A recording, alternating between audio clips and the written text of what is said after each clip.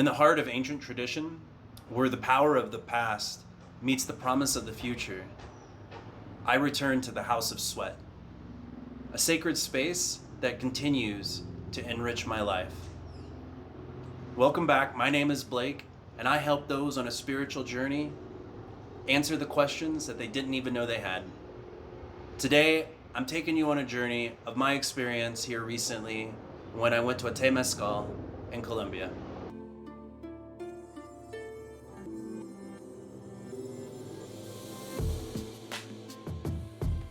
This is a little bit of a different video than most. It's about 7 o'clock in the morning on a Sunday. I'm getting ready to pack up a few things, and I'm getting a ride with some other people that we're all going to go participate in a Temazcal in Santa Elena, Colombia, which is just outside of Medellin, maybe about a good hour up the mountains, maybe a little bit more. And there's going to be probably about 5 of us going up there. When we get up there, there's an organizer of somebody that normally does these Temazcals, and so we probably won't be the only people up there. There could be around, who knows, maybe about 15, 30 people. The Temazcal ceremony is very traditional with lots of symbolism. While it's not an exclusive Colombian tradition, it's still practiced here a lot and has been for a while. It has roots in Aztec history, but has traveled far north and south, being practiced throughout all of Americas. While many of these ceremonies are the same, there are a lot of variations that are done depending on participants' desires, that of the overall organizer, and there's even details that I'm not completely clear on myself. While many cultures in the Mexico or North American region would partake in peyote in their ceremony, which is a hallucinogenic cactus that's local to that region, that's not something this particular organizer did for this session, but the people that I went with, we all decided to take a small microdose of chocolate mushrooms on our own. This is something that's done in an effort to bring up more of the subconscious to the surface and aid in giving you more perspective and a capacity to navigate difficult things that may come up. Along with this, we also took an offering of rapé, which is a finely ground tobacco mixed with various other herbs, which is blown up the nose. This is a pretty wild medication that does require further unpacking in another video, but overall, the purpose of it is to aid in removing the chatter in the mind to help open and give you a path for the work that you're about to perform. Unlike other ceremonies I've done, this one had an offering that was made before, where we all took turns surrendering a portion of the snacks, food, and wine that everyone brought to share after the Temazcal. It was a reminder that we sometimes take more than what we need, and that we should not hesitate to remember that we are thankful for the abundance that we have. Once we were ready for the sweat lodge, we would line up to enter, and it's always an order of mothers, women, then men that enter the lodge, going in a clockwise fashion. Before everybody enters, we get smudged with sage to ward and clean us of evil spirits, and then you kiss Mother Earth before crawling into the hut. Once everyone is in, the rocks or grandmothers will one by one be passed and entered in through the door to be placed in a hole in the center of the hut. A bit of sage is applied to each one of the rocks as they enter to bless it for giving its life to teach us. We'd spend about 20 minutes each cycle for a total of 4 cycles in the pitch dark, while water is poured on the rocks to make it steam, and drums and songs are sung to celebrate the uncomfortable environment as we sweat. Time in the lodge seems to stand still. The air becomes so challenging to breathe, and your ego will play tricks on you wanting to leave. But you also know deep down inside that you need to stay.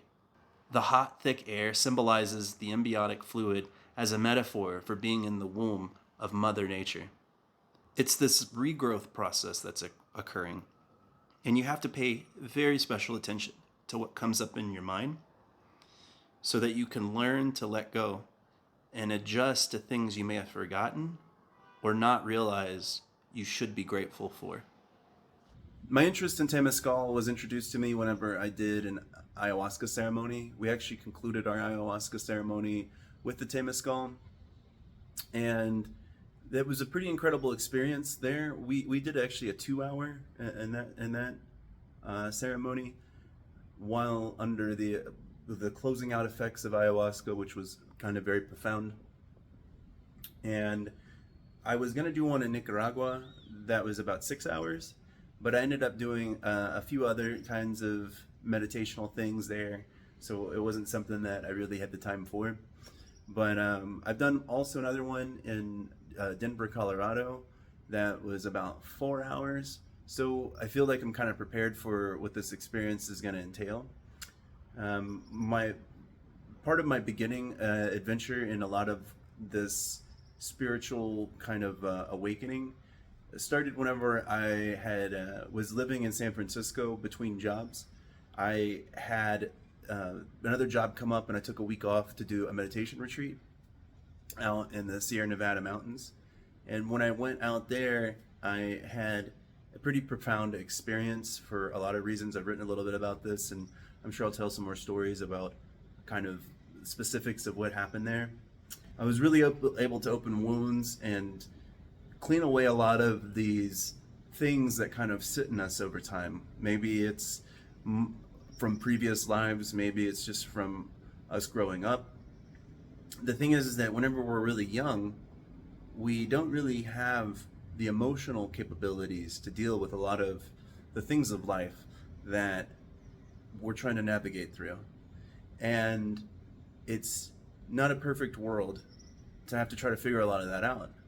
So as we get older, we realize that there's a lot of things that we never really did address when we were young, because we just weren't equipped to be able to do it.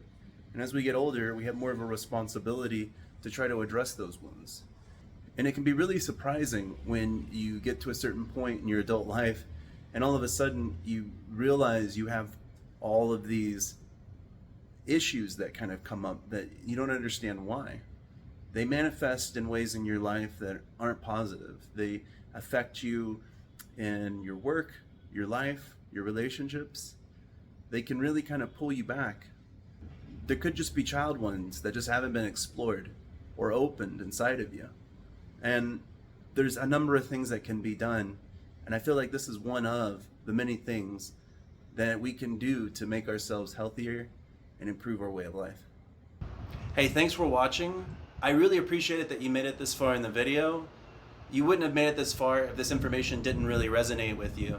And so I ask if you would just go ahead and click subscribe, like the video, share it with anybody you think would also appreciate this, because it really does me a big favor to support the channel and also keep you in contact with this information as I put more out. I also bring up several books throughout all my videos, and to kind of make it easier to find a lot of those resources, I've condensed them into a PDF, which is available if you sign up for my mailing list. You'll also get updates, maybe things I've missed in videos that I forgot to put in at the last minute, and also teases towards future ideas that I have and just general writings. So that link is in the description below. It really helps support me. I appreciate everybody who's been following me this long. Thank you so much, and I'm gonna see you in the next video.